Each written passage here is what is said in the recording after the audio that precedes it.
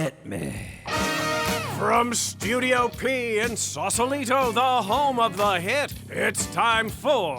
Succotash. Yes, Succotash, the Comedy Soundcast Soundcast featuring snippets from comedy. Soundcast. And also interviews with comedians, comedian soundcasters, and other showbiz folk.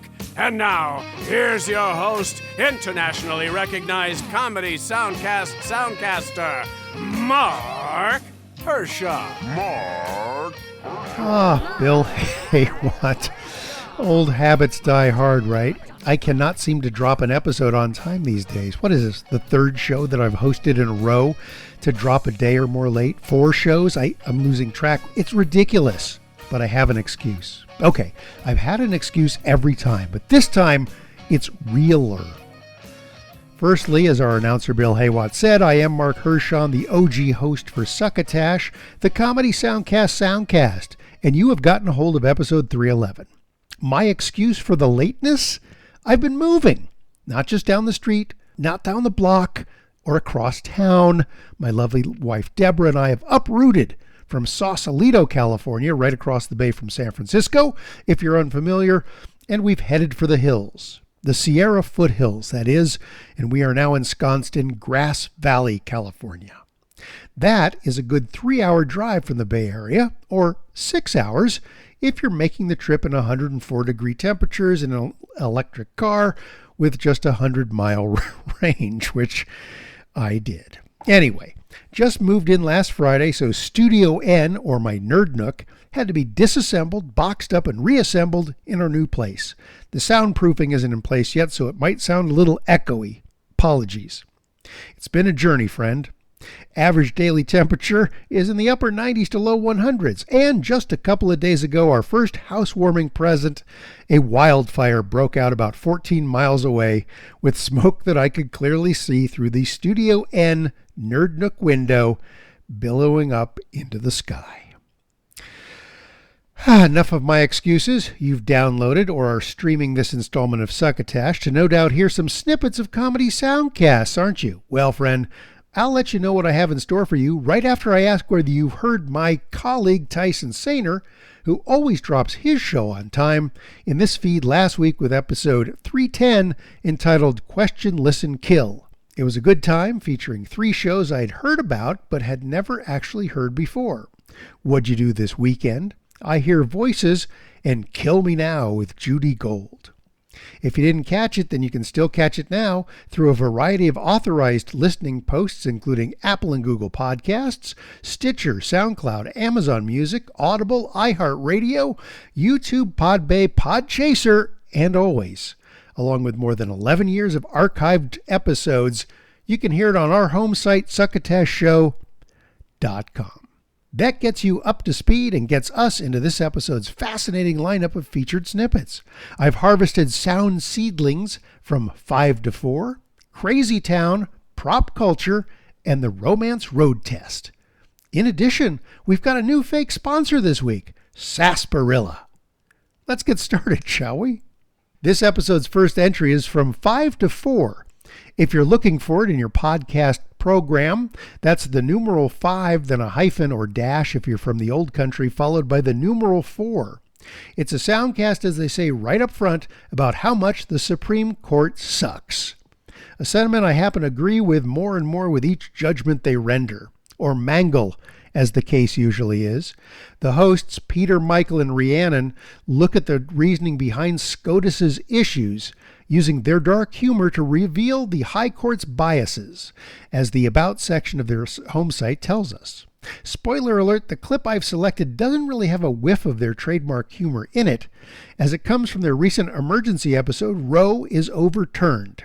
I didn't really want to play anything funny because I don't think the matter is funny, and neither do they. I didn't have the energy for a metaphor, so we're just going to go straight in to talking about Dobbs v. Jackson Women's Health, the opinion that is now officially overturned Roe v. Wade, making this technically an emergency episode.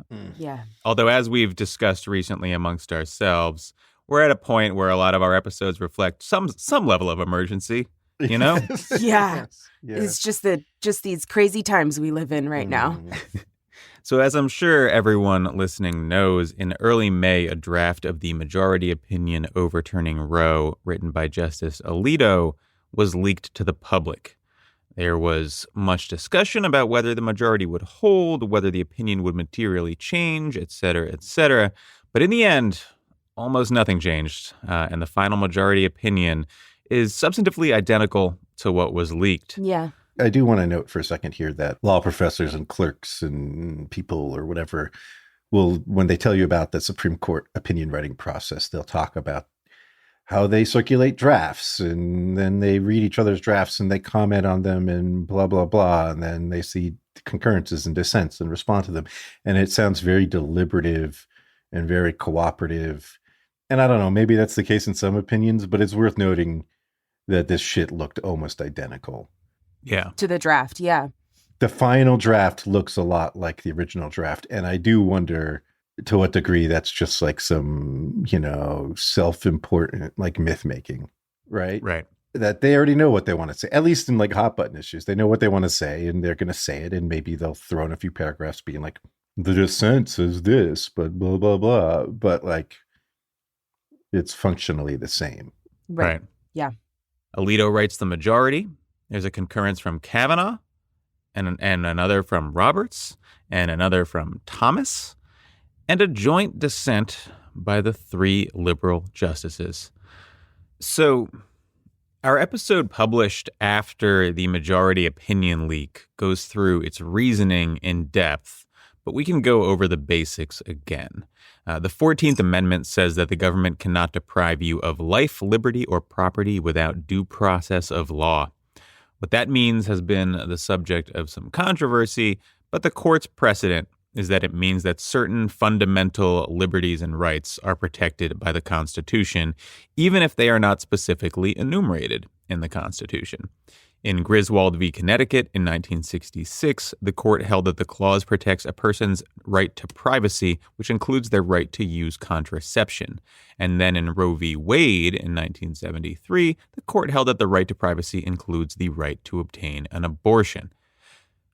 And what the court says here in overturning Roe is that that clause of the 14th Amendment only protects rights and liberties that have a deeply rooted tradition in our law. So the majority is saying, look, there's no long tradition of protecting abortion rights, and therefore the right is not protected under the 14th Amendment. So again, we went through this in a bunch of detail, but our basic position is this. If your understanding of the scope of constitutional rights is that they should be limited to the scope they had at the time of their ratification, you are advocating for a government guided by the idea that women, minorities, and poor people are second-class citizens. Yes, that's right. All right. If you can't hang with these sentiments, friend, you're always free to go your own way. A sentiment, ironically enough, not shared by the highest court in the land. The darkly funny stuff of 5 to 4 really is worth checking out. You can get it all at the usual soundcasty places or hop over to our succotashshow.com site, and you can reach their home site by clicking on the link in this episode's blog. It's always fun and interesting when one soundcast begets another, and now the long-running By the Book soundcast, hosted by Kristen Menzer and Jolenda Greenberg, have had a baby soundcast entitled Romance Road Test. Kristen and Jolenda are also co-authors of the book How to Be Fine, What We Learn from Living by the Rules of 50 Self-Help Books. After years of experimenting on themselves with every self-help technique under the sun, they're leveling up and putting their own long-term romantic relationships on the line. Over 16 episodes, Kristen and Jolenda and their partners will test out popular recommendations for reigniting romantic connections. Everything from grooming each other to sex every week. Audiences will listen in and learn about what actually brings them closer and what makes them want to run screaming away from each other. That's from the press release I got about their new show. In this clip from their debut episode, they set up the idea of recreating your very first date with your partner, if you can remember back that far. Do you remember those early days of falling in love with your partner? Back when the neighbors used to slip notes like this under your apartment door? Good afternoon. We live upstairs from you guys, and we would like to please ask you to keep it down a little at night while you're having sex, because we have kids upstairs that are waking up at night from your noises, and we can hear you clearly upstairs.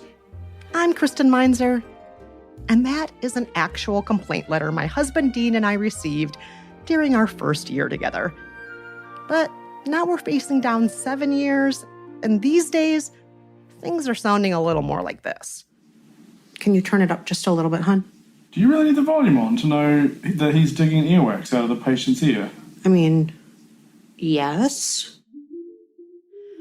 Yes. The 7-year itch is looming large in our lives. So we've decided to shake things up. And lucky for us, we won't be doing it alone. Joining us on this adventure are our good friends, Jolenta and Brad. Maybe just take it easy on your skin. It's itchy and I'm fine. No, I know, but you can't scratch like that. No, stop it.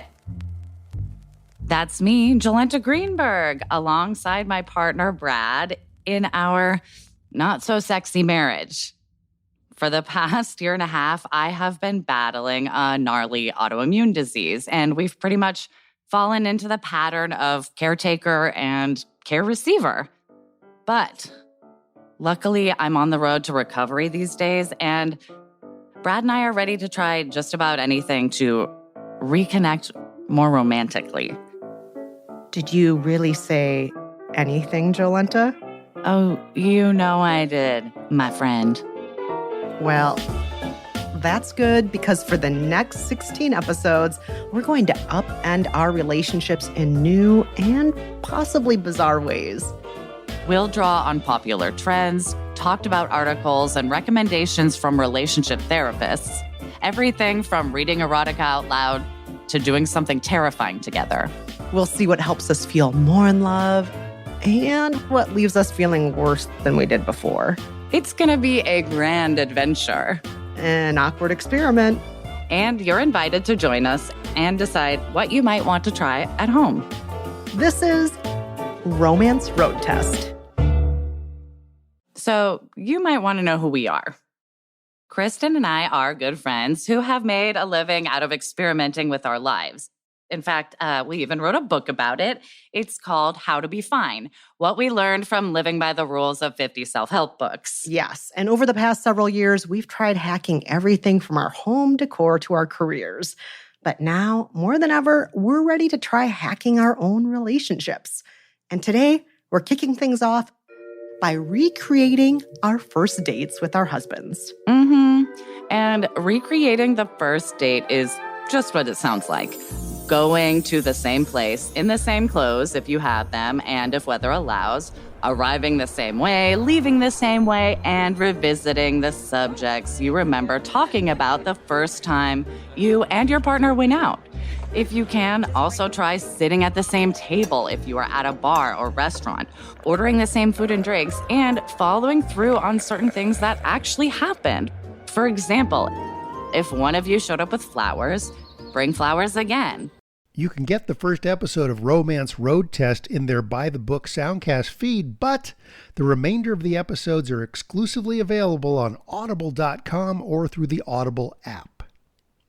We're taking a break from a regular phony baloney sponsor this week, Anderson's Pants, and instead running, well, it's not really an advertisement. It's a 1.5-minute audio track of friend of the show and comedian, actor, soundcaster, producer Travis Clark and his best Sam Elliott impression for Sarsaparilla. There's nothing like a good sarsaparilla. Now, some say the sarsaparilla plant is an aphrodisiac.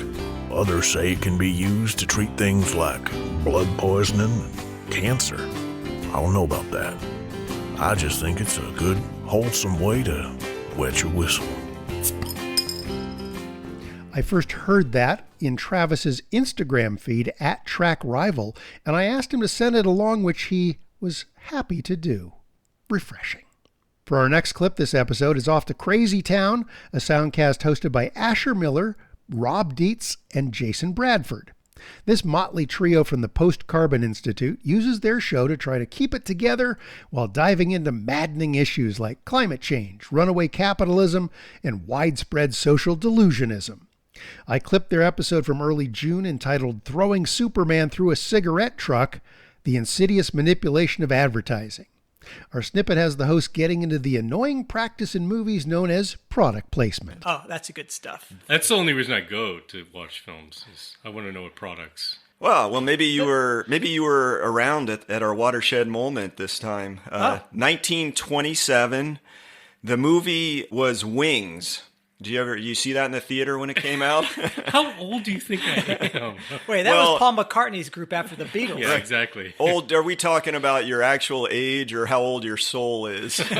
Well, we know how old my soul is. Yeah, you got old soul. So Wings was a silent film about two World War I pilots. It actually was the first winner of the Academy Award for Best only Picture. entrant, probably. Oh, yeah, interesting. Maybe so. But that's not why it was the watershed moment. It's the first time that a Hollywood movie had a product placement. What? In 1927? Yeah, the two pilots are sitting there and a Hershey's bar falls out of the guy's bag or something. It's a great thing to have when you're up in the air as a flyboy and you just need a quick calorie. I mean, totally. So I recommend Hershey's for that. Did they actually, it was like a real product placement thing? It wasn't just a random prop. Yeah, no, you know, when you're making a movie, every single scene is perfectly thought out. They zoom in on a Hershey's bar. Yeah, they're trying to sell Hershey's bars. Okay, cool. Nice. And I had my own experience with this when I was about 10 years old, and Superman 2 came out. It was the #1 grossing movie the summer, I think, of 1981. And I remember I'm watching it, and they get to this big fight in the middle of the movie where the bad guys are, they're super people also. Yes, they came from the same planet as Superman. Yeah. I remember this. So the leader Krypton, wasn't it? Yeah, Krypton. The leader is General Zod, right? Yeah. Played by Terrence Stamp. How the fuck do you know this? It's crazy. Come on, who doesn't know this? So he picks up Superman, played by Christopher Reeve. I know that. I knew that. Yeah. Throws him through a Marlboro truck. Good. They're still allowing that. They were advertising for Marlboro at the time. So not to be outdone, Superman picks up General Zod and throws him into a massive electrified Coca-Cola sign, which explodes in glory. Both of those are great, incredibly addictive products. Yeah. Well, so I mean, it blew me away because I'm a 10-year-old kid, and I'm like, why did they just get thrown through a Marlboro truck? Why does that? So you were actually aware enough at that time to think about that? Yeah, really. Like I said, this is the thing that takes me out of being able to suspend at that disbelief. Age, that's a pretty good job. It's ridiculous. You have a bizarre brain. I don't disagree with you. You're old soul. I'm bizarre brain. Jason is what? These are Superman superpower names. Right. Yeah. Well, so this whole thing of product placement has been ramping up over time. Heineken, that delicious beer Heineken, right? Refreshing. Paid my people's made that beer. They paid $45 million for 7 seconds of screen time in a 2012 James Bond movie.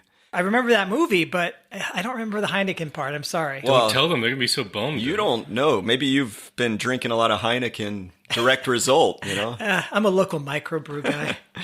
Of course you Fancy. Well, I got to take us to the next generation of Superman. It was quaint what happened in the Superman I was describing. Yeah, okay. In 2013, they kind of remade the story in a movie called Man of Steel.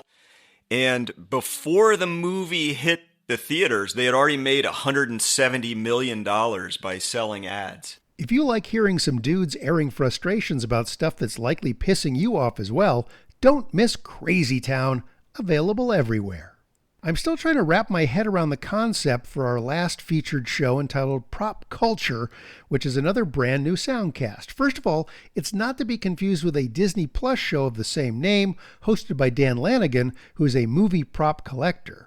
The Prop Culture Work Clipping is hosted by 3 NFT characters: Lootbag number 2020, Quirky's number 307, and Quirky's number 1988. It seems to only be available on iHeartRadio, or was. The more I look for it, the more it seems to be leaking out into other distribution channels. Now, I'm not sure who's doing the 3 voices. I think I read them somewhere, but now I can't track that down. I do find it interesting that the show's description on iHeartRadio ends with prop culture. We'll bet you hate it. See what you think with this snippet from their first episode entitled The Pickleball Murders. How about the first pickleball murder? Okay. A purposeful attack. Yeah. Okay. I think it's the summer of pickleball. Yes, and I think it's popular amongst old people because they look for nude pickleball, and it's all old senior citizens. Yeah.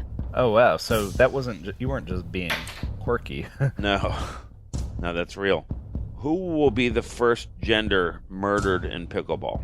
I think so. I mean, men are more likely to be murderers, but I think so. If someone's gonna murder someone over pickleball, it'll be a female, actually. Why do you think that? Women are more prone to murder over more complicated things. And pickleball is something that's, complicated. It sounds complicated for me. So, yeah, the perpetrator will be a woman, and the victim will be a woman as well. And I think it'll be over some sort of weird pickleball rule. Woman, homicide, pickleball. Yeah, pickleball, yes. Quirky's 307. I think the first person will be a man because this is typical men. They get onto the pickleball court, swinging their big old balls around, and they're so cocky. And they're just like, I'm going to destroy you at pickleball. I'm going to destroy you, and it's going to rile it up. And I'm not sure if a man or a woman will do the murder, but typical cocky man going to get murdered on the pickleball court. Okay. Final answer. Question: what gender will be the first pickleball murder? I'm going to say it's going to be a man. A man killing a man, an old man, going to beat him to death with his pickleball racket. It's going to be so loud, too. People are going to be looking out their windows. Yeah. Back to the missive. Let's take a look and see what we got. Drake's new album. The consensus is the world is divided. Some are saying it sucks. Now, I talked to some gentlemen about it, and they told me that it was Drake singing over house music. Ah. Oh, I mean, I think he's very smart. His EDM is, huge right now, so he just wants to get that crowd. So you're saying he's capitalizing on a trend? Yes. I mean, I think EDC, Electric Daisy Carnival, just happened in Vegas. Yeah, and, I think, and I saw all these women in very scantily clad outfits on Instagram. And what'd you say when you saw them? I was like, wow, I can't believe all these people are wearing this to a public space. You were like, ooh, mamacita. Yeah, and... Ooga. And I think, Drake is trying to appeal to that crowd. Have you listened to the album?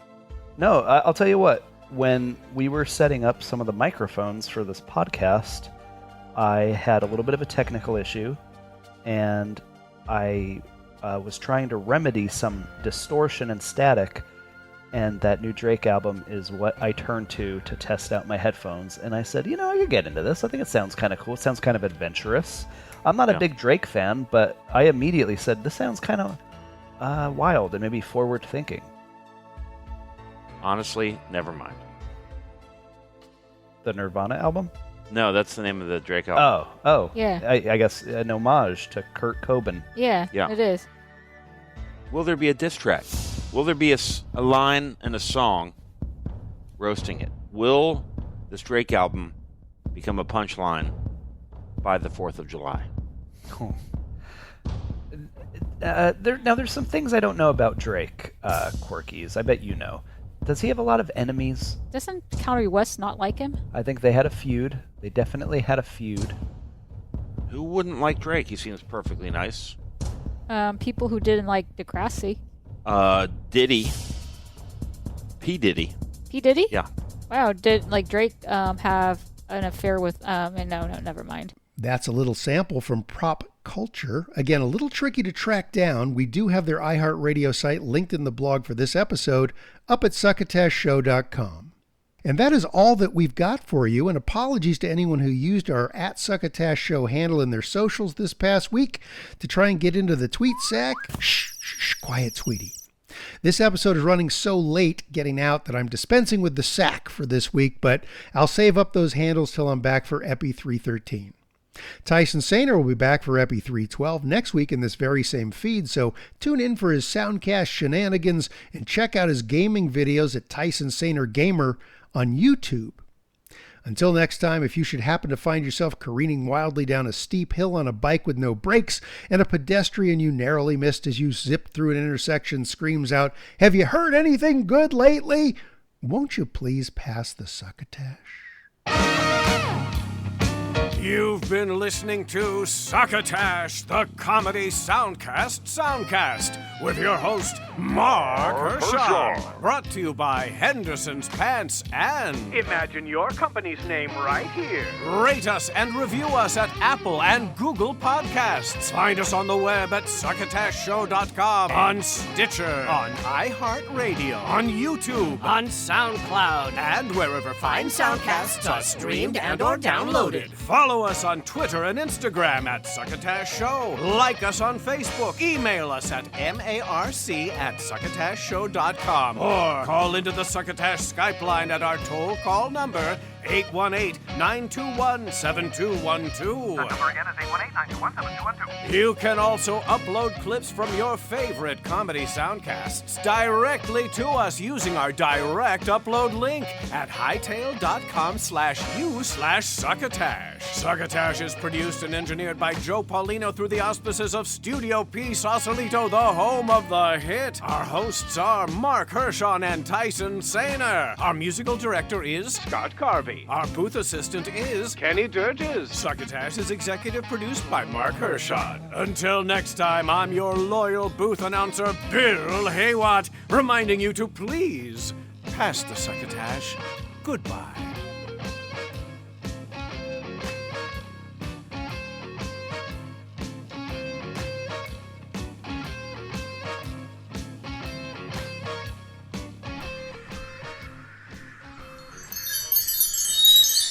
This has been a Succotash Patch production.